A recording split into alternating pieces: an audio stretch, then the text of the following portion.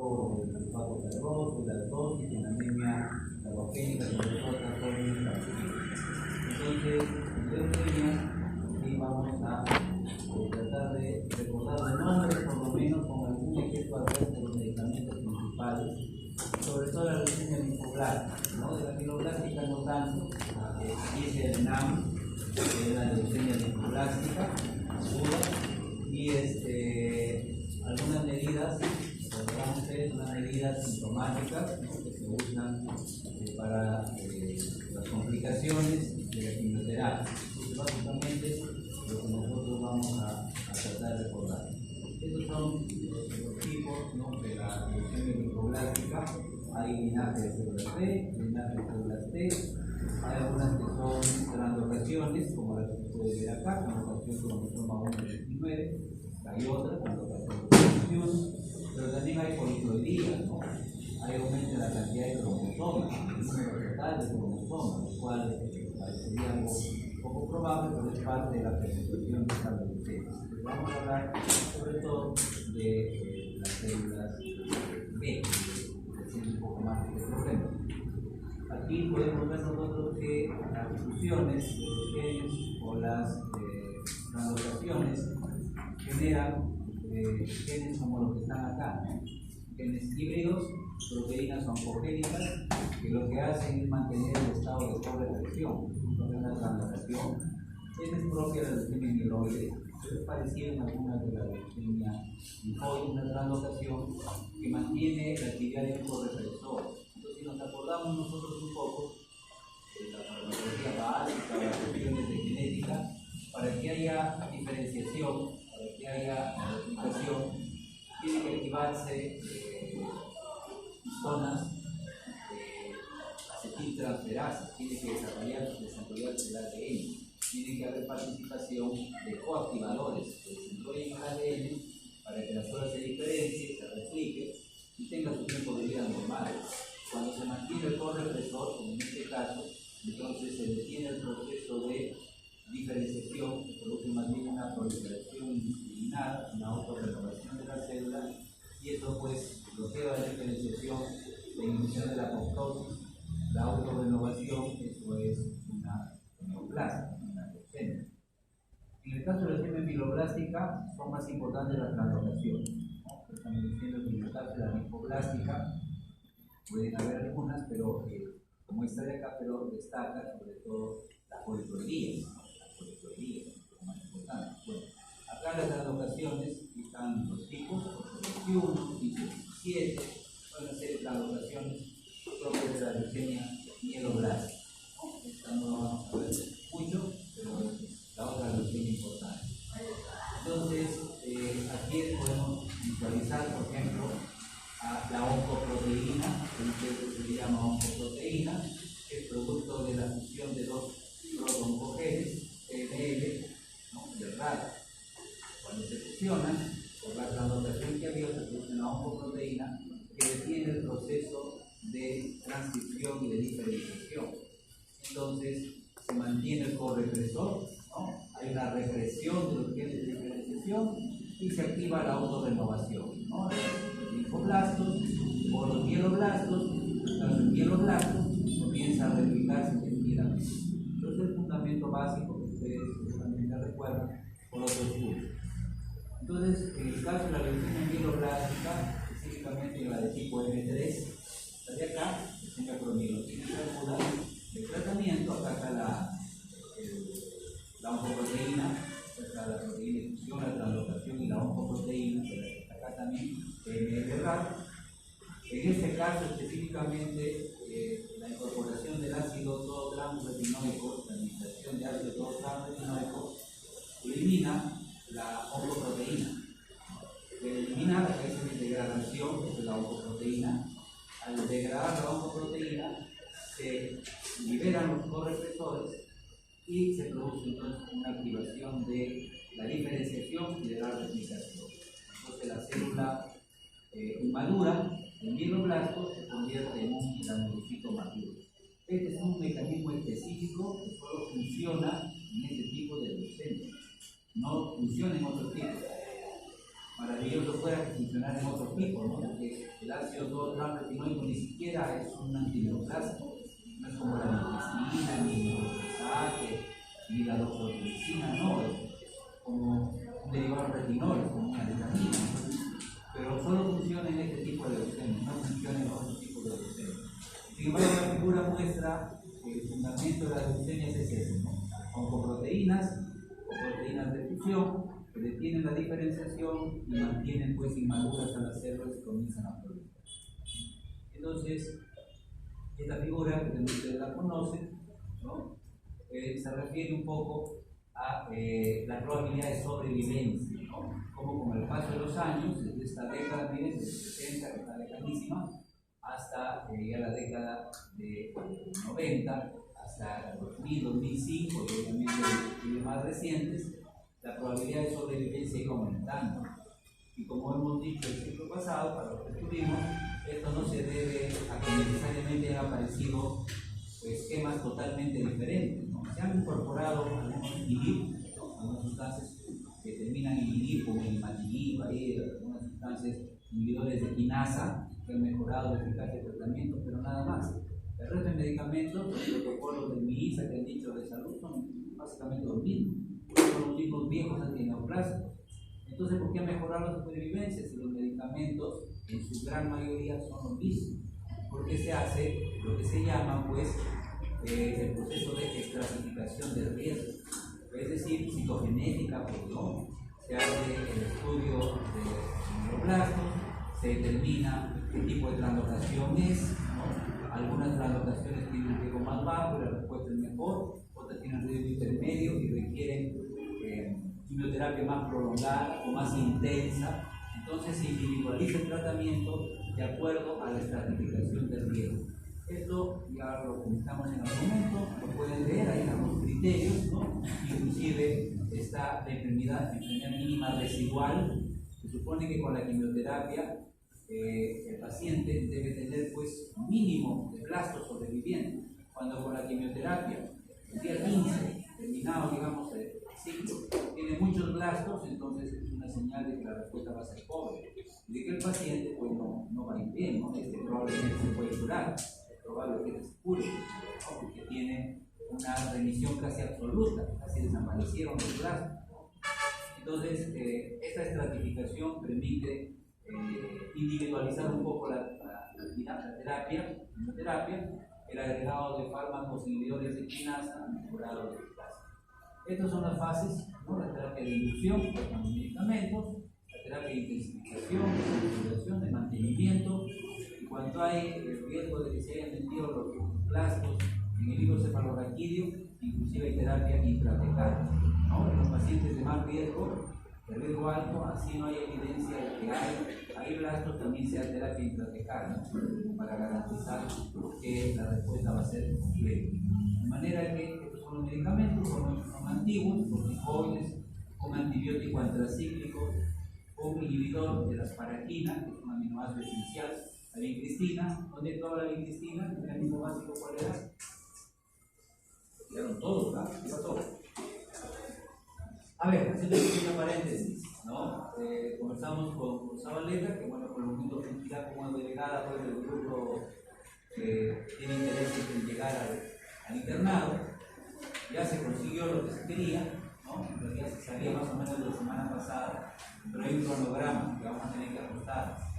El resto, los que normalmente todavía tienen que llevar 12 años, vamos a seguir acá llevando igual. Pero un buen grupo acaba terminando un poco antes. Van a terminar antes, ¿no? Que terminen antes. Entonces, como recomendación, eso implica que se pongan las pilas sí o sí las últimas semanas. Porque acelerar las cosas va a ser revisar los temas por semana. ¿Ya? Y eso quiere decir ya. En los microtúbulos, en la síntesis de la tubulina, se unía la proteína tubulina. Ahorita lo vamos a mencionar brevemente, pero recuerden que inhibe la mitosis, la vincristina, es un antimitótico. La ciclofosfamida que es un citostático, un citotóxico. Y bueno, el resto están ahí, mercaptopurina, que es un antimetabolito como el metotrexato, por lo menos las características básicas, jóvenes, de qué cosas hacen estos medicamentos hay que saber. ¿Ya? Eso está, como les digo, inclusive es el mismo antimetabolito, la citarabina. lo que pide el ENAM, está ahí, está dentro de la medicina. Acá están las características de cada fase, también está para leerlo, no nos vamos a cansar de leerlo todo ahorita, o la idea básicamente es que se busca, miren, erradicar hasta el 95%, y se puede más, que quede menos del 5% de células. El problema es que son tanto las malignas como las normales. El paciente le da una anemia severa, pues no, le da una pancitopenia a veces severa, importante, ¿no? Tenemos la prednisona, que puede usarse como postinducción, la dexametasona. A pesar de que la dexametasona es más potente, se puede empezar con prednisona. En efecto, lo importante es la dosis, es la cantidad. Si yo le doy más prednisona, igual a lo que hace dexametasona. Son fármacos que tienen diferente potencia. La potencia es una cuestión de dosis. A veces preguntamos eso, quiero que lo tengan claro. Oye, pueden preguntar, ¿por qué mejor le damos a todos dexametasona, que es más potente que la prednisona? Porque si yo le subo la dosis de prednisona, va a ser lo mismo que la dexametasona. Solo es cuestión de dosis. Si subo esto, igual el efecto de esto. Entonces no necesariamente tengo que darle dexametasona. Prednisolona, que es equivalente a la prednisona. El metabolito activo de prednisona es prednisolona. En el hígado se convierte en prednisolona. Entonces, otra cosa, para los de bajo riesgo, entonces tienen menos intensidad, menos intensidad dosis, ¿no? Básicamente menor cantidad de fármaco. En cambio, los que tienen más riesgo, entonces mayor intensidad dosis, o más días, o más dosis, o a más dosis, ¿no? Pero los medicamentos son los mismos. Entonces, esa es la terapia un poco individualizada que ayuda a obtener mejores resultados, más sobrevivencia. Se puede ver la consolidación e intensificación. Entonces, después de la inducción, ahí dice mantener la remisión. Con la inducción se consigue la remisión. El objetivo de la inducción es conseguir remisión, o sea, que desaparezcan las células al máximo. Para mantener eso es que hay que consolidar. Y el término intensificar es reforzar un poco, ¿no? Continuar limitando, limitar el nuevo crecimiento, que no haya posibilidades de resistencia. Estas dos fármacos que se usan todos los pacientes, ¿no? Y acá están algunos de los medicamentos para intensificación, ahí está la vincristina. Cuando dice antraciclina, se refiere a la doxorubicina o a la daunorubicina. Son antibióticos antracíclicos, ya, son antibióticos. Luego está la intratecal, con los riesgos más altos, como dijimos hace un momento, tiene que analizar la erradicación, la terapia intratecal. Tiene que recibir mejor intratecal para garantizar un poco la erradicación. Y mantenimiento con antimetabolismos. Pues preguntamos en el examen que ya se viene este sábado, ¿no? La fase de mantenimiento se hace con fármacos del grupo D. Ya, pregunta, apunten, usaré. Para que no diga García, solo me acuerdo de él, ¿no? O Valenzuela, ¿no? La fase de mantenimiento se hace con, le ponemos UA, antimetabolismo, ¿no? B, citotóxico, D, inhibidores de mitosis, se hace con antimetabolismo, con lactoferrina y methotrexato. Pero va a poner, sería así, como general. Como grupo de medicamentos, porque ustedes ponen el nombre del grupo, de cómo se llama antimetabolismo. Bueno, este esquema está en MINSA, ¿no? Bloques, pero pues lo han identificado un poco algunos compañeros esto, ¿no? Entonces están los bloques que se usan en inducción, los que se usan en consolidación, los que se usan en intensificación y los que se usan en el mantenimiento, inclusive en el sistema nervioso central, ahí están, ¿no? No es uno solo, a veces son varios de ellos, se organizan para administrar en ciclos de tratamiento, entonces que sean unos días, 3, 4 días, a veces 2 días, 3 días, el paciente descansa, luego recibe otro ciclo y así, ¿no? También un poco prolongado. Pero ahí están los medicamentos. Esto no vamos a preguntar, no vamos a preguntar qué medicamentos pertenecen al bloque de consolidación o cuáles pertenecen al bloque de intensificación, eso no preguntamos. ¿Ya? Se podría aquí memorizar eso, pero no lo preguntamos, ¿no? Sí debemos saber cuáles son los medicamentos principales que se usan, cuáles son las fases que existen, ¿no?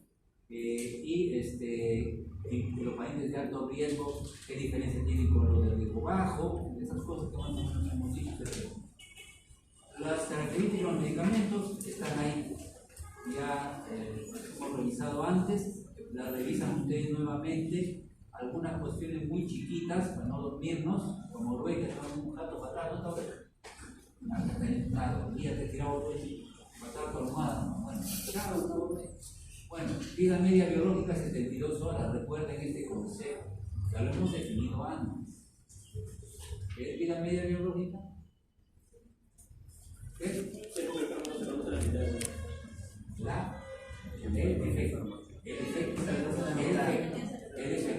efecto. Ya, bien. Estas reacciones adversas de interacción. Bicristina, ahí está el inhibidor de mitosis. Ya la tienen ustedes no la repasan. Ahí está el efecto sobre la tubulina, o sea, en la organización de los microtúbulos. Después, importante acá, un poco la estomatitis, la toxicidad neurológica, el adormecimiento y las interacciones sobre la médula ósea, el efecto nocivo sobre la médula ósea, como apotericina, metotrexato, ciprofloxacina y isoniazida. ¿Sí produce neuritis periférica? ¿La? Isoniazida. Y puede producir convulsiones endovenoso, ciprofloxacina. Estos fármacos con esto aumentan la neuritis periférica. Comento de acá un poco de leucopenia, de depresión de médula ósea, los exactos, la insulina que produce anemia. Bueno, ahí está la daunorubicina, antibiótico antracíclico, ¿no? Inhibe la topoisomerasa 2, se incorpora al ADN, forma, ¿cómo se llama? Radicales libres que lesionan el ADN, activa alguna proteinquinasa proapoptótica, en fin, pero estos dos son los mecanismos más importantes. ¿Cuál es el efecto adverso típico?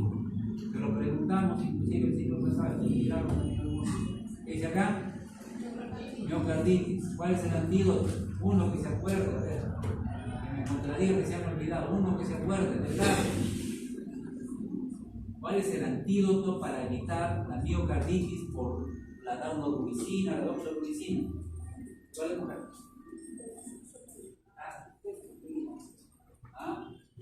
Es insistir, dale. Eso. Dexrazoxan. Dexrazoxan. Los nombres medio infame. Lo buscan. Búsquenlo pues. Dexrazoxan. DEX. Dexrazoxan. A ver. Bueno, eso ayuda. ¿Y cuál es el antídoto para la ciclofosfamida? Para la croleína, que produce cistitis hemorrágica.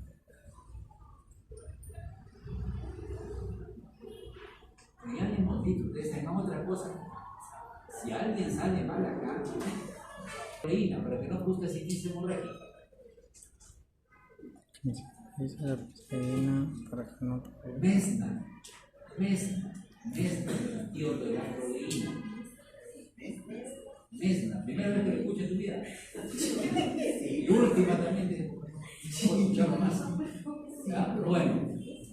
Entonces, ya están los efectos adversos. Recuerden sobre todo la miocarditis y los problemas de toxicidad hepática.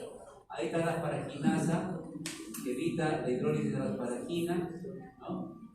Los problemas de leucopenia, de estomatitis, casi son constantes, ¿no? La leucopenia, la estomatitis, ulceraciones en la boca y la potenciación con el efecto, sobre el efecto del metotrexato.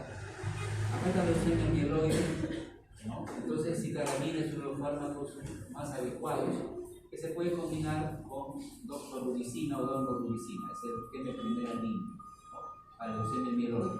Y solo en la leucemia promielocítica es el ácido tranretinoide. Nosotros nos vamos a quedar con citarabina y daunorubicina.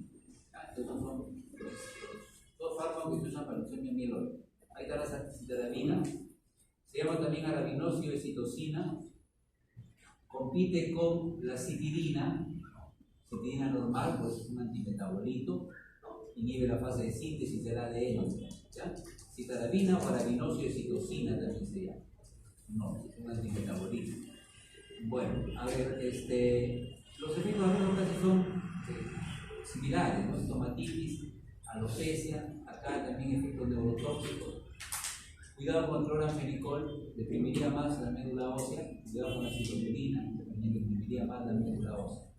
Todos estos fármacos están contraindicados en el embarazo, ¿cierto? Las embarazadas no pueden recibir estos medicamentos. Clase X, ciclofosfamida, metotrexato, todos son clase X, matan al embrión. Ahí está el esquema un poco de tratamiento. Está dando rubicina, citarabina, o hidarubicina con citarabina. Esquema de tratamiento para lo que es leucemia mieloide. Después, muchas veces a los pacientes que han recibido quimioterapia antineoplásica para aumentar los polimorfos nucleares, se les da a la neutropenia, se le da, ¿cómo se llama esto? Filgastrin, ¿no? Se le da filgastrin. El filgastrin puede reforzar el efecto de la citarabina en las células leucémicas, porque al estimular su replicación la citarabina actúa mejor. Pero esa es una cuestión complementaria. Normalmente el filgastrin se hace para el tratamiento de la neutropenia. Y esto, vamos a preguntar seguramente este sábado, es el síndrome de lisis tumoral. Todos hemos visto esto, bueno, casi todos. El síndrome de lisis tumoral se debe justamente a que al destruirse las células neoplásicas liberan ADN, que libera purinas, también piriminas, pero las purinas son las que se convierten en ácido úrico, liberan fosfato, liberan potasio, que es intracelular, además de que aumentan las citoquinas y puede haber daño multiorgánico. Sobre todo esto es lo que da origen al síndrome de lisis tumoral, sobre todo la acumulación de ácido úrico, fosfato, potasio. ¿Dónde hay más riesgo de síndrome de lisis tumoral? Cuanto mayor cantidad de células neoplásicas haya, ¿no? La leucemia linfoblástica y la leucemia mieloblástica. Ahí hay mayor riesgo de síndrome de lisis tumoral. En los linfomas también. En los tumores sólidos hay menos. O sea, un cáncer pues, de mama, hay un cáncer de colon, un cáncer gástrico, un cáncer de ovario, menos. Típicamente el síndrome de lisis tumoral se da en las leucemias y los linfomas. Hay cantidad de células en la sangre que van a morir y van a liberar justamente esta sustancia. Acá está el síndrome de lisis tumoral analítico y el clínico. El analítico obviamente se basa en datos de laboratorio. Para que haya síndrome de lisis tumoral analítico tiene que haber dos por lo menos de estas alteraciones, ¿no? Aumento del ácido úrico, aumento del potasio, aumento del fósforo, aumento del calcio. ¿No? Perdón, de células. En el síndrome de lisis tumoral clínico se habla ya de creatinina, de arritmia, de convulsión, como manifestaciones. Uno de estos ya habla de síndrome de lisis tumoral clínico. Entonces acá hay una tabla, ¿no? La creatinina va estableciendo grados, conforme va subiendo la creatinina el grado más grave. La arritmia cardíaca, en principio no hay, pues ya lleva hasta la muerte del paciente. Y la convulsión puede ser breve, ser generalizada, puede ser en un estado epiléptico y hasta la muerte. Entonces hay grados, sobre todo en la creatinina, para el síndrome de lisis tumoral. A ver, hay que diferenciar lo que es riesgo de síndrome de lisis tumoral de síndrome de lisis tumoral establecido.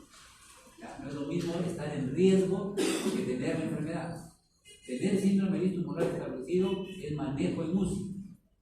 O sea, el síndrome de lisis tumoral no se maneja en hospitalización, en piso, se maneja en UCI. Con hiperhidratación, radicasa, que convierte el ácido úrico en galantoína, con monitorización estrecha de las alteraciones electrolíticas, con manejo de la hiperpotasemia, de la hipocalcemia, de la hiperfosfatemia, manejo entonces sobre todo la hiperpotasemia porque produce arritmias cardíacas, ¿no? Entonces esto se maneja en UCI. En cambio, cuando hay riesgo síndrome de lisis tumoral, no síndrome de lisis tumoral establecido, sino riesgo, síndrome de lisis tumoral, entonces se puede hacer en el bajo riesgo solamente hidratación normal, controles. En el otro, hiperhidratación y alopurinol. Y en el que tiene alto riesgo, hiperhidratación y radiouricasa. Entonces, son las diferencias también claritas ahí, que aquí no hay medicamentos, solo hidratar. Acá hay hiperhidratar, ¿no? 3 litros, 4 litros al día de líquidos, por vía venosa, y alopurinol. ¿Qué hace el alopurinol? El mecanismo de acción del alopurinol. ¿Inhibe a quién? Peláez. ¿A quién inhibe el alopurinol? Reduce la formación de ácido úrico, pero ¿a quién inhibe? ¿Cómo llaman enzimas de formación úrica? Vamos. Purina. Falso. Malo. Santina oxidasa. Santina oxidasa. Siempre se acabó. 6. ¿A qué termina? 6 y 20. ¿A las 6 termina? 6 y 20. Ya vamos a acabar. Entonces, aquí está el manejo de la hiperpotasemia y la hiperfosfatemia. Esto ustedes saben por medicina. ¿no? Aquí es importante el bicarbonato que ayuda a que el potasio no se esté intercambiando con hidrógeno, ayuda a neutralizar un poco la acidosis. Tenemos el gluconato de calcio, que es importante cada vez que hay riesgo de arritmia, una arritmia inminente, una arritmia evidente. Hay que estabilizar la membrana de la célula miocárdica con gluconato de calcio. Pero lo que baja el potasio es el agonista beta 2. ¿Cómo se llama el agonista beta 2? Fuerte, miedo. Salbutamol, o si no, la administración de insulina. La insulina y el salbutamol son los que de verdad meten el potasio a las células y ayudan a controlar la hiperpotasemia. Bueno, acá están algunas medidas de acuerdo al tipo de hiperpotasemia. Como ven, para moderada está la insulina, el bicarbonato y el salbutamol. Cuando la cosa es grave, ya el gluconato de calcio, ¿no? Para estabilizar la membrana del miocardio, para evitar las arritmias. Los niveles altos, así no hay arritmias. Los niveles altos es mejor el gluconato de calcio. Mucositis, inflamación de la mucosa, ¿no? Ahorita los grados de mucositis, como una persona no puede comer. Ya nos han hablado los compañeros de algunas cosas que hay que hacer, ¿no? Se puede aplicar analgesia, frío, por ahí lidocaína, gel local, ¿no? Si hay hongos o virus del herpes, el tratamiento pues con un azol o con acitromil, algún antiviral, algún tipo de alimentación, no sea ácida, todas las cosas están ahí para leerlo en la revista. Y hay que tener en cuenta las deposiciones, porque a veces la mucositis no es solamente una estomatitis, no es oral, puede ser también de la mucosa rectal, puede haber sangrado de la mucosa rectal. Eso se familiariza, pues ahí lo que se llama de asiento con agua tibia y igual una dieta rica en fibra, sin alimentos que sean irritantes, ¿no? Para poder aliviar un poco y analgésicos. El dolor, por ahí alguien dijo que el ketorolaco es más potente que el tramadol. No estamos de acuerdo, ¿no? Los opioides normalmente son superiores a los AINES, ¿no? Sino que el ketorolaco tiene la más alta potencia dentro de los AINES.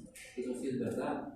Sin embargo, el ketorolaco puede favorecer las displasias sanguíneas y las hemorragias locales, ¿no? En los sitios, en heridas quirúrgicas, ¿no? Entonces el ketorolaco favorece las displasias sanguíneas y eso hace que no se use por muchos días. Igual es inferior al tramadol o a la codeína. Equivale, hemos dicho siempre, el ketorolaco tiene equivalencia de 10 a 1 con la morfina, ¿no? O sea, 10 miligramos de ketorolaco más o menos puede equivaler a 1 miligramo de morfina, pero no quiere decir que sea superior, sino que es el más potente de los AINES. Sin embargo, tiene otros problemas de displasias sanguíneas. Codeína es el único que se puede usar sin una receta especial. Eso no se olviden, porque a veces el paciente tiene dolor más o menos intenso, no cede con el tramadol, se puede usar codeína. Codeína y en ampollas, si no necesita receta especializada, digamos. Los otros que necesitan una receta especial regulada por ley, esos sí son opioides típicos que están acá, pues, ¿no? Buprenorfina, morfina, fentanilo, oxicodona, que les hay por ahí. Eso necesitan una receta especial que no tiene cualquier médico. Cualquier médico no puede recetar estos tres de acá. Codeína sí, ketorolaco también, tramadol también. Claro, ahora se quedan con la receta, lo cual está bien, la farmacia expende, pero se queda con la receta. Está bien, se puede usar de otra forma también, pero estos sí necesitan una receta especial.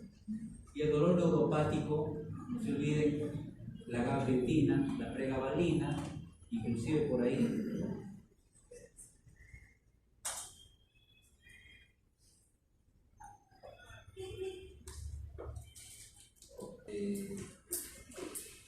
Gabapentina, y pregabalina para el dolor neuropático, mejor que mitriptilina. La mitriptilina produce efectos anticolinérgicos, ¿no? Entonces, por ahí, estreñimiento, retención urinaria, no ayuda tanto.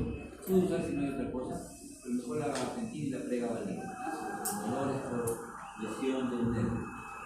Bueno, acá están los tres antieméticos más eficaces. En realidad, metoclopramida ya está restringiéndose un poco su uso, ya no se usa tanto, está usándose más un dancetrón y aprepitán, ¿no? Este es antagonista 583, este es antagonista receptor de neuroquinina 1, sustancia P, receptor de neuroquinina 1. ¿Sí?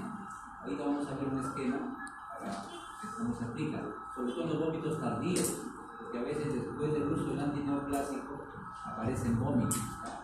Han pasado ya varias horas, a veces más de un día, y aparecen los vómitos. Los vómitos tardíos especialmente va bien el aprepitán. Las benzodiazepinas, por lo que sean, pueden ayudar a controlar el vómito, el glucocorticoide un poco por el efecto antiinflamatorio. Y el ipilimidinato casi no se usa, un poco efecto sedante, pero la eficacia es baja. Bueno, ahí están algunos antiméticos que nos interesa esto sobre todo.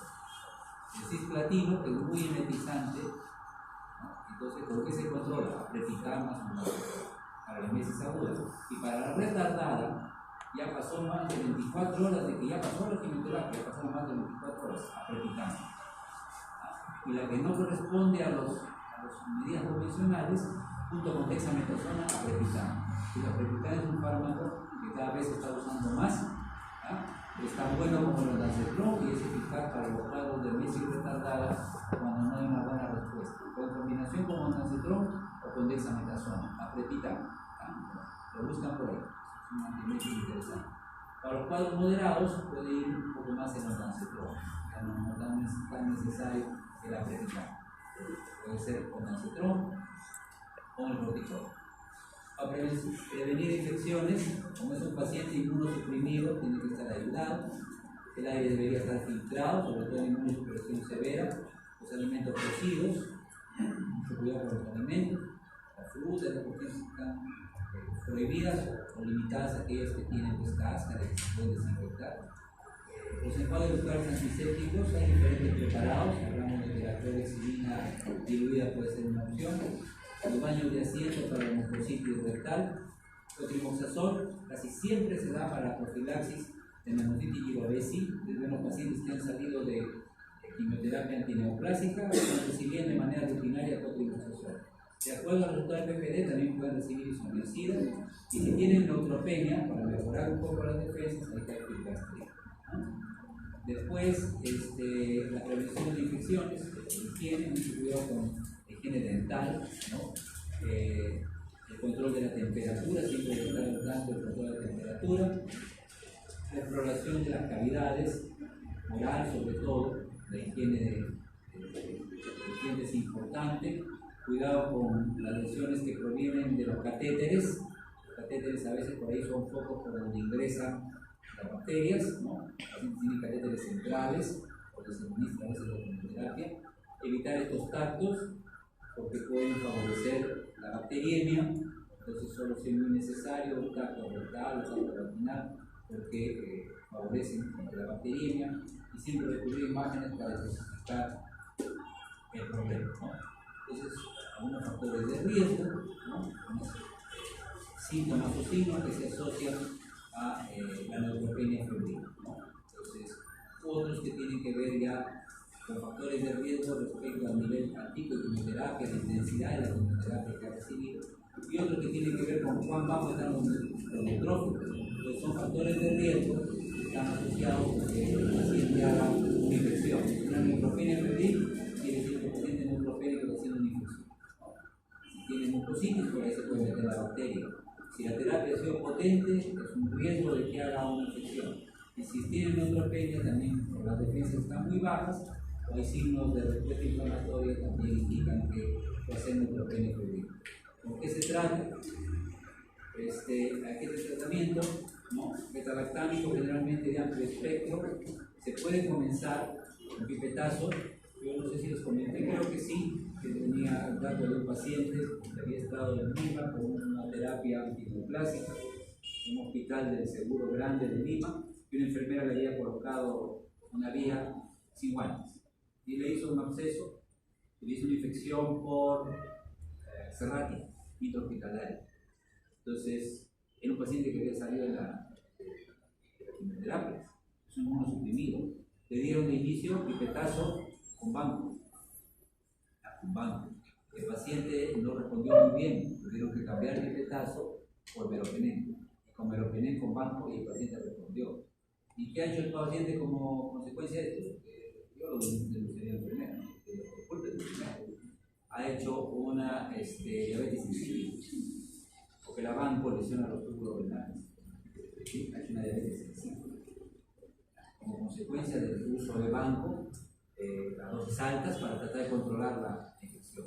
Aunque se retiró la banco cuando se encontró la serratia, porque obviamente la banco no le hace nada a la serratia, se pone el carbapenem, bueno, mejoró, por lo menos no se peoró, tenía una secuela por ahí, todavía está en remisión. Si parece que está inestable, se le puede incluir, cuando se acabe, cuando hay duda, meropenem o glicopéptido, o sea, con banco, y hasta un aminoglucosio para sintetizar el carbapenem. Se puede dañar el riñón, pero si no se puede morir el paciente, ¿sabes? Porque es un paciente inmunosuprimido. Y si es anaerobio, se puede agregar metronidazol, ¿no?, con un fármaco que potencie un poco el efecto del meropenem, o el meropenem puede ir bien anaerobio. Si hay atípicos, podría considerarse macrólido o una pinolona, podría ser para el paciente. Un atípico micoplasma, legionela, podría ser. Y el filgrastim es uno de los medicamentos recomendados. Se han hecho administraciones de quinolonas como prevención, ¿no? Pero no hay una recomendación, digamos, totalmente indiscutible respecto al uso de la fluorquinolona, ¿no? Entonces, en los pacientes que tienen riesgo de desarrollar un algunos previenen usando levo, por ejemplo, pero no es algo que esté totalmente consolidado. Y en las embarazadas hay que evitar estos medicamentos que estamos mencionando. El único seguro, dijimos siempre, era el ácido todotransretinoico. Es el único seguro que en realidad es seguro porque no es un antineoplásico. Después puede haber abortos, puede haber parto pretérmino, puede haber daños, ¿no?, efectos teratógenos y bebés, problemas así. Listo, eso es lo que teníamos que ver entonces.